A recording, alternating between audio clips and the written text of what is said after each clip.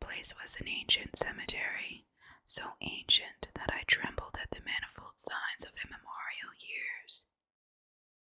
It was in a deep, damp hollow, overgrown with rank grass, moss, and curious creeping weeds, and filled with a vague stench which my idle fancy associated absurdly with rotting stone. For a moment I kept sight of the glow of his lantern, and heard the rustle of the wire as he laid it down after him. But the glow soon disappeared abruptly, as if a turn in the stone staircase had been encountered, and the sound died away almost as quickly. I was alone. Hello everybody. Welcome back to my channel, ASMR Sleep. Zed. My name is Mel, and today we will read an H.P. Lovecraft story from this book. If you haven't seen any of the other stories I've already recorded, I will post the playlist. Now, don't forget to like and subscribe if you like ASMR content, and ASMR reading in particular. Today we are going to do the story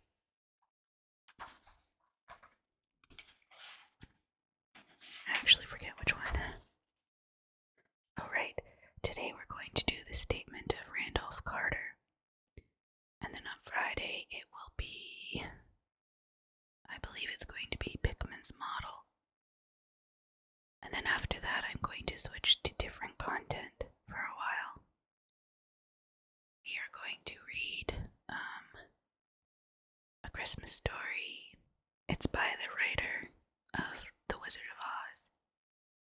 Anyway, that will be beginning, I believe, on Monday next week. Alright, so let's get to the Statement of Randolph Carter, which is on page 6.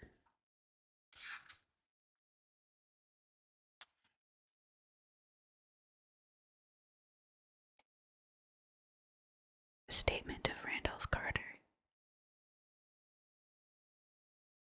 I repeat to you, gentlemen, that your inquisition is fruitless. Detain me here forever if you will. Confine or execute me if you must have a victim to propitiate the illusion you call justice. But I can say no more than I have said already. Everything that I can remember I have told with perfect candor. Nothing has been distorted or concealed, and if anything remains vague, it is only because of the dark cloud which has come over my mind. That cloud and the nebulous nature of the horrors which brought it upon me. Again I say, I do not know what has become of Harley Warren, though I think, almost hope, that he is in peaceful oblivion, if there be anywhere so blessed a thing. It is true that I have for 5 years been his closest friend and a partial sharer of his terrible researches into the unknown. I will not deny, though my memory is uncertain and indistinct, that this witness of yours may have seen us together, as he says, on the Gainesville pike, walking toward Big Cypress Swamp at 11:30 on that awful night. That we bore electric lanterns, spades, and a curious coil of wire with attached instruments, I will even affirm, for these things all played a part in the single hideous scene which remains burned into my shaken recollection. But of what followed, and of the reason I was found alone and dazed on the edge of the swamp next morning, I must insist that I know nothing save what I have told you over and over again. You say to me that there is nothing in the swamp or near it which could form the setting of that frightful episode. I reply that I know nothing beyond what I saw. Vision or nightmare it may have been. Vision or nightmare I fervently hope it was, yet it is all that my mind retains of what took place in those shocking hours after we left the sight of men. And why Harley Warren did not return, he or his shade, or some nameless thing I cannot describe, alone can tell. As I have said before, the weird studies of Harley Warren were well known to me and to some extent shared by me. Of his vast collection of strange, rare books on forbidden subjects, I have read all that are written in the languages of which I am master. But these are few as compared with those in languages I cannot understand. Most, I believe, are in Arabic, and the fiend-inspired book which brought on the end, the book which he carried in his pocket out of the world, was written in characters whose like I never saw elsewhere. Warren would never tell me just what was in that book. As to the nature of our studies, must I say again that I no longer retain full comprehension? It seems to me rather merciful that I do not, for they were terrible studies, which I pursued more through reluctant fascination than through actual inclination. Warren always dominated me, and sometimes I feared him. I remember how I shuddered at his facial expression on the night before the awful happening, when he talked so incessantly of his theory, why certain corpses never decay, but rest firm and fat in their tombs for 1,000 years. But I do not fear him now, for I suspect that he has known horrors beyond my ken. Now I fear for him. Once more I say that I have no clear idea of our object on that night. Certainly it had much to do with something in the book which Warren carried with him. That ancient book in undecipherable characters which had come to him from India a month before. But I swear I do not know what it was that we expected to find. Your witness says he saw us at 11:30 on the Gainesville Pike, headed for Big Cypress Swamp. This is probably true, but I have no distinct memory of it. The picture seared into my soul is one of scene only, and the horror must have been long after midnight, for a waning crescent moon was high in the vaporous heavens. The place was an ancient cemetery, so ancient that I trembled at the manifold signs of immemorial years. It was in a deep, damp hollow, overgrown with rank grass, moss, and curious creeping weeds, and filled with a vague stench which my idle fancy associated absurdly with rotting stone.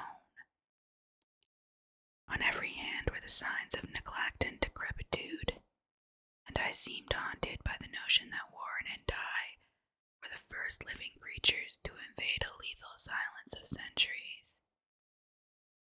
Over the valley's rim, a wan, waning crescent moon peered through the noisome vapors that seemed to emanate from unheard-of catacombs, and by its feeble, wavering beams I could distinguish a repellent array of antique slabs, urns, cenotaphs, and mausolean facades,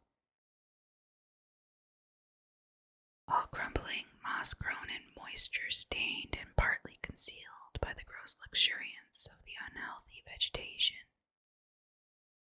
My first vivid impression of my own presence in this terrible necropolis concerns the act of pausing with Warren before a certain half-obliterated sepulchre, and of throwing down some burdens which we seemed to have been carrying. I now observed that I had with me an electric lantern and 2 spades, whilst my companion was supplied with a similar lantern and a portable telephone outfit. No word was uttered, for the spot and the task seemed known to us, and without delay we seized our spades and commenced to clear away the grass, weeds, and drifted earth from the flat archaic mortuary. After uncovering the entire surface, which consisted of 3 immense granite slabs, we stepped back some distance to survey the charnel scene, and Warren appeared to make some mental calculations. Then he returned to the sepulchre, and using a spade as a lever, sought to pry up the slab lying nearest to a stony ruin, which may have been a monument in its day. He did not succeed, and motioned to me to come to his assistance. Finally, our combined strength loosened the stone, which we raised and tipped to one side.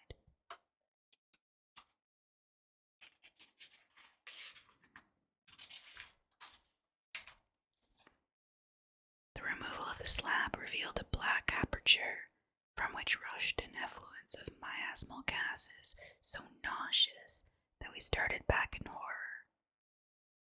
After an interval, however, we approached the pit again and found the exhalations less unbearable. Our lanterns disclosed the top of a flight of stone steps, dripping with some detestable liquor of the inner earth, and bordered by moist walls encrusted with niter. And now for the first time, my memory records verbal discourse. Warren addressing me at length in his mellow tenor voice, a voice singularly unperturbed by our awesome surroundings. "I'm sorry to have to ask you to stay on the surface," he said, "but it would be a crime to let anyone with your frail nerves go down there. You can't imagine, even from what you have read and from what I've told you, the things I shall have to see and do. It's fiendish work, Carter. And I doubt if any man without ironclad sensibilities could ever see it through and come up alive and sane. I don't wish to offend you, and heaven knows I'd be glad enough to have you with me, but the responsibility is in a certain sense mine, and I couldn't drag a bundle of nerves like you down to probable death or madness. I tell you, you can't imagine what the thing is really like. But I promise to keep you informed over the telephone of every move. You see, I have enough wire here to reach to the center of the earth and back." I can still hear in memory those coolly spoken words, and I can still remember my remonstrances. I seemed desperately anxious to accompany my friend into those sepulchral depths, yet he proved inflexibly obdurate. At one time he threatened to abandon the expedition if I remained insistent, a threat which proved effective, since he alone held the key to the thing. All this I can still remember, though I no longer know what manner of thing we sought. After he had secured my reluctant acquiescence in his design, Warren picked up the reel of wire and adjusted the instruments. At his nod, I took one of the latter and seated myself upon an aged, discolored gravestone close by the newly uncovered aperture. Then he shook my hand, shouldered the coil of wire, and disappeared within that indescribable ossuary. For a moment I kept sight of the glow of his lantern and heard the rustle of the wire as he laid it down after him. But the glow soon disappeared abruptly, as if a turn in the stone staircase had been encountered, and the sound died away almost as quickly. I was alone, yet bound to the unknown depths by those magic strands whose insulated surface lay green beneath the struggling beams of that waning crescent moon. In the lone silence of that hoary and deserted city of the dead, my mind conceived the most ghastly fantasies and delusions, and the grotesque shrines and monoliths seemed to assume a hideous personality, a half-sentience. Amorphous shadows seemed to lurk in the darker recesses of the weed-choked hollow, and to flit us in some blasphemous ceremonial procession past the portals of the mouldering tombs and the hillside. Shadows which could not have been cast by that pallid, peering crescent moon.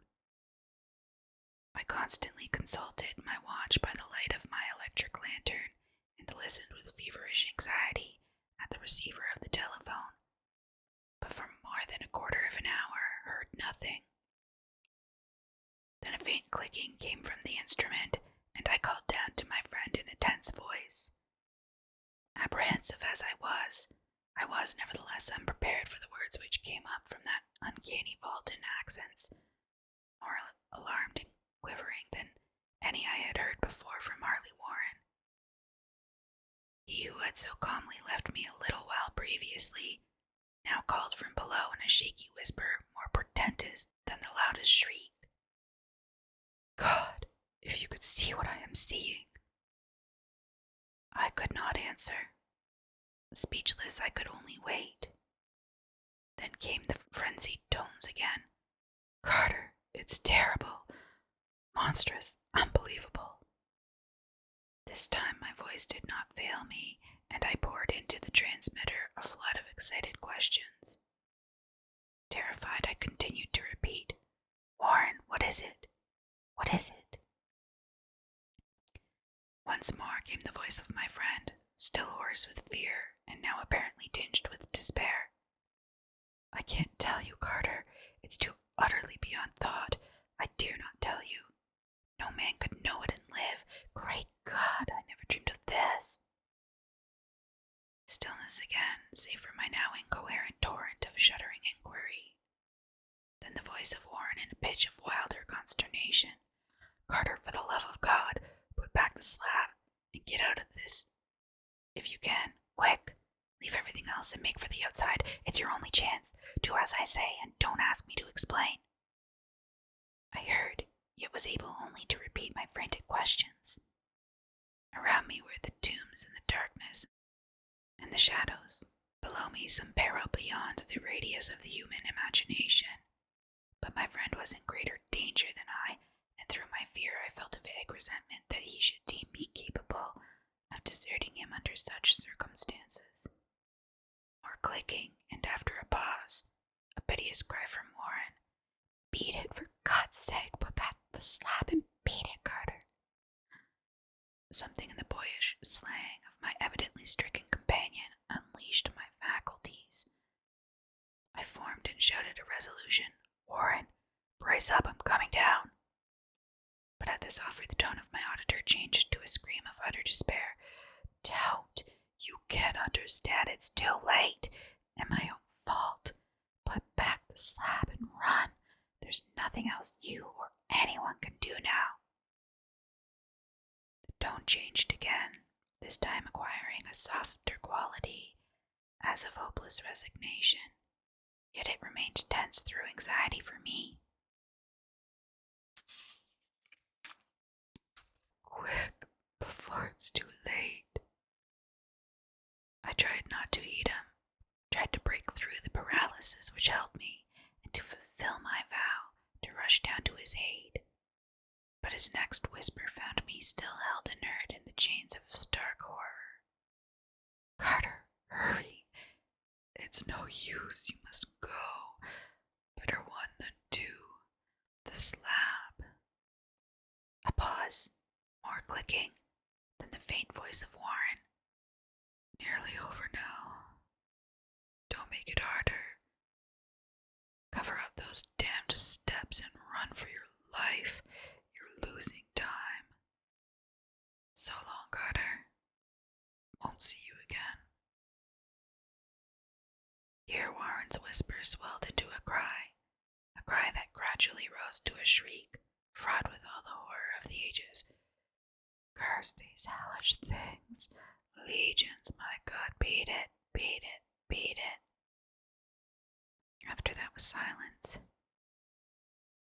I know not how many interminable aeons I sat stupefied, whispering, muttering, calling, screaming into that telephone. Over and over again, through those aeons I whispered and muttered, called, shouted, and screamed, "Warren, Warren, answer me, are you there?" And then there came to me the crowning horror of all, the unbelievable, unthinkable, almost unmentionable thing. I have said that aeons seemed to elapse after Warren shrieked forth his last despairing warning, and that only my own cries now broke the hideous silence. But after a while there was a further clicking in the receiver, and I strained my ears to listen. Again I called down, "Warren, are you there?" And in answer heard the thing which has brought this cloud over my mind. I do not try, gentlemen, to account for that thing, that voice, nor can I venture to describe it in detail, since the first words took away my consciousness and created a mental blank which reaches to the time of my awakening in the hospital. Shall I say that the voice was deep, hollow, gelatinous, remote, unearthly, inhuman, disembodied? What shall I say? It was the end of my experience, and is the end of my story. I heard it and knew no more. Heard it as I sat petrified in that unknown cemetery in the hollow, amidst the crumbling stones and the falling tombs, the rank vegetation and the miasmal vapors. Heard it well up from the innermost depths of that damnable open sepulchre as I watched amorphous, necrophagous shadows dance beneath an accursed waning moon. And this is what it said. You fool! Warren is dead! Ooh. That's a creepy one. Well, it was a shorter one, but still good. Friday will be another video of another Lovecraft tale. Then we're switching to, I forget what it's called now, and I don't know where I put the book. But it's a story about Christmas. Don't forget to like and subscribe if you haven't already. At the end of this video, I'll post the playlist full of Lovecraft stories for you. Thank you so much for watching. I'll see you next time.